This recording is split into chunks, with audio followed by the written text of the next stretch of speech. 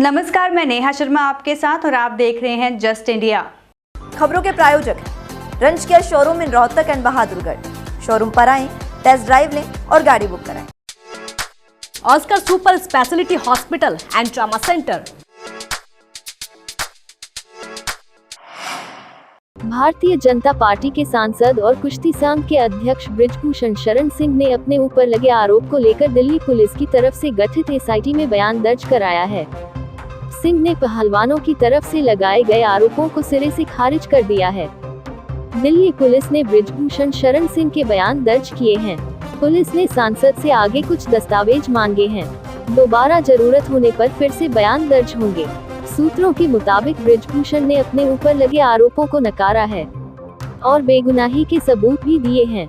SIT में 6 लोगों की टीम है। इन 6 में से 4 महिला पुलिस भी शामिल हैं। असिस्टेंट सेक्रेटरी कुश्ती संघ विनोद तोमर के भी बयान दर्ज किए गए हैं। दिल्ली पुलिस की एफआईआर में विनोद तोमर भी आरोपी है। महिला डीसीपी के सुपरविजन में 10 लोगों की टीम की एसआईटी बनाई गई है। मैंने एक बात कही थी उनसे, मैंने कहा भी तुम फैसला करो, हमारे से किस तरह की मदद चाहते हो। तुम जो फैसला करोगे हम तुम्हारी उसी तरह की मदद करेंगे। अगर आप हमारे से एडवाइस लेते हो तो फिर मैं बोला इनको अल्टीमेटम दे दो। जितने लोग हमारे प्रदेश के आपसे मिलने हैं, चाहे सामाजिक संगठन के हैं, चाहे कोई वो खाप पंचायतों के, चाहे कोई राजनीतिक दलों के, उनकी एक मीटिंग बुलाओ और उनको कहो भी इसके लिए हरियाणा बंद करो तुम। और हरियाणा दिल्ली के चारों तरफ है। अगर एक दिन हरियाणा बंद हो जाए तो दिल्ली की बैठी सरकार को शाम को समझ में आ जाए, केंद्र वालों को, कि इसका आगे नतीजा क्या होगा। पहले एक दिन सांकेतिक करके उनको बताए कि अब समझ लो, कार्रवाई नहीं करोगे तो हम इसको परमानेंट भी कर सकते। पूरे देश से अपील किया कि पूरा देश हमारे साथ में यह समर्थन कर रहा है, बहुत ज़्यादा ताकत देने का काम कर रहा है। और क्योंकि ये बहुत एक बड़े लेवल की लड़ाई है, सिर्फ रेसलिंग की नहीं, महिलाओं की लड़ाई हो गई है और देश की बेटियों के लिए पूरा देश सहयोग कर रहा है। बस हम उनसे अपील कर रहे हैं कि आप हमारे समर्थन में ये ब्लैक पट्टी बांध के हम विरोध जता सकते हैं, ताकि जो भी गवर्नमेंट है या कोई भी है जिनको देखे कि हाँ मतलब खिलाड़ी बैठे हैं अभी भी। देखिए ये तो एक लीगली प्रोसेस है जो चल रहा है। हमें तो एग्जैक्टली जो जब हो जाएगा उस दिन के बाद की बात है। जीत की साइड बढ़ने का नहीं है वो तो किसी को कुछ नहीं पता हमें।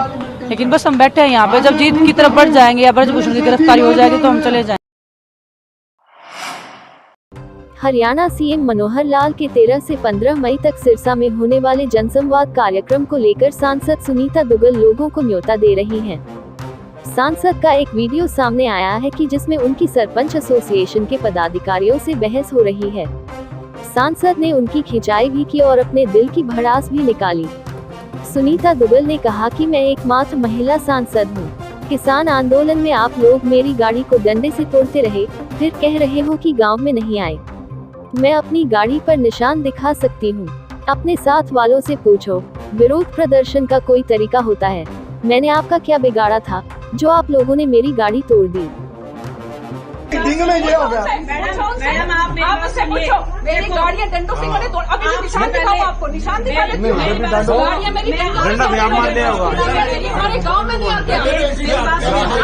आप महिला, आपने मेरी बात सुनो। सम्मान करना चाहिए। पंचकुला में गई, वहाँ पे कौन सा हमारा बीजेपी और जेजेपी ने कौन सा सम्मान किया? आप ये मैंने क्या बिगाड़ा आपका? आप बीजेपी के सांसद हो, हमारी बीजेपी। हरियाणा में बोर्ड परीक्षार्थियों की जून में भी पढ़ाई जारी रहेगी। शिक्षा विभाग 10वीं से 12वीं कक्षा तक के सरकारी स्कूलों के छात्रों को दिए जाने वाले टैबलेट का इसके लिए इस्तेमाल करेगा। अभी तक इन टैबलेट के जरिए 3 ही विषय पढ़ाए जा रहे थे। नई व्यवस्था के तहत 15 और सब्जेक्ट जोड़ने का फैसला किया गया है। अब स्टूडेंट्स को 18 सब्जेक्ट की पढ़ाई करनी होगी। इस नई व्यवस्था के तहत स्टूडेंट्स को वैकल्पिक विषयों का उपयोग करने अधिकार होगा। ई अभिगम योजना के तहत राज्य सरकार ने पिछले साल सरकारी स्कूलों में नामांकित लगभग 5 लाख छात्रों को टैबलेट वितरित किए थे। मुख्यमंत्री मनोहर लाल खट्टर ने 5 मई 2022 को रोहतक में इस योजना की शुरुआत की थी।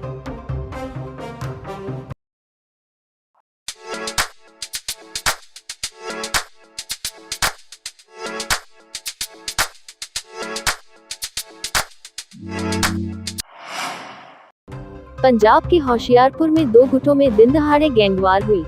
मारपीट के साथ दोनों पक्षों में गोलियां भी चली।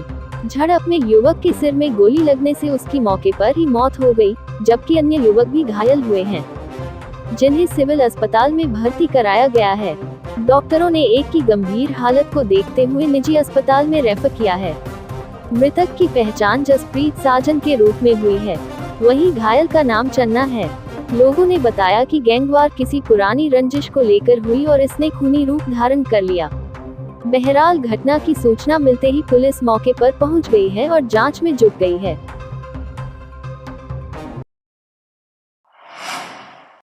बहादुरगढ़ शहर के सेक्टर 9 के पास स्थित एक कॉलोनी में मजदूरों ने एक महिला को घर में अकेले पाकर उसकी आबरू लूट ली।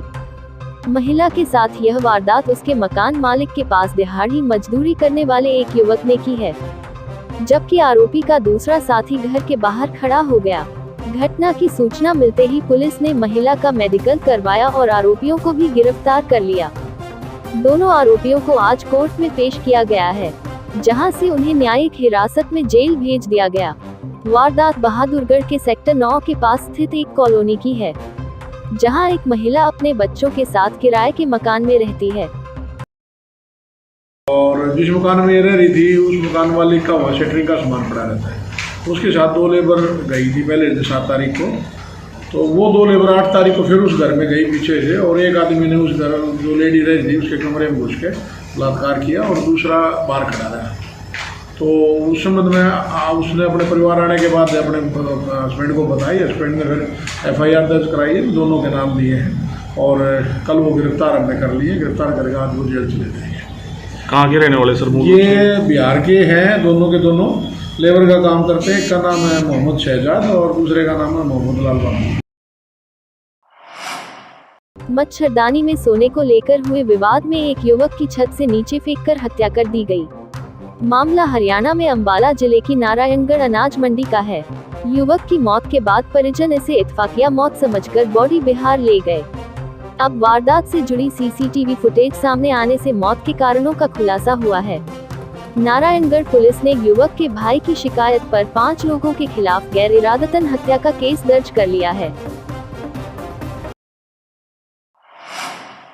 हरियाणा के रेवाड़ी शहर में होटल संचालक के चाचा और करिंदों ने मिलकर 19 साल के युवक की हत्या कर दी। वहीं उसके पिता को भी बुरी तरह पीटा, जिसमें वह गंभीर रूप से घायल हो गया। विवाद बीड़ी लेने के दौरान शुरू हुआ था।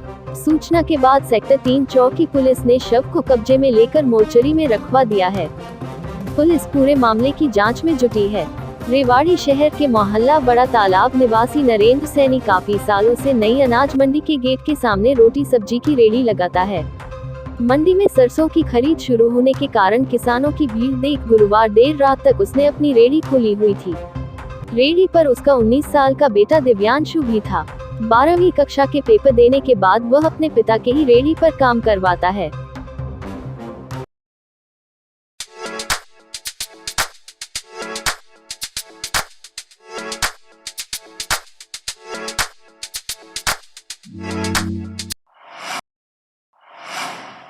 खबरों में फिलहाल इतना ही। देखते रहिए जस्ट इंडिया। नमस्कार।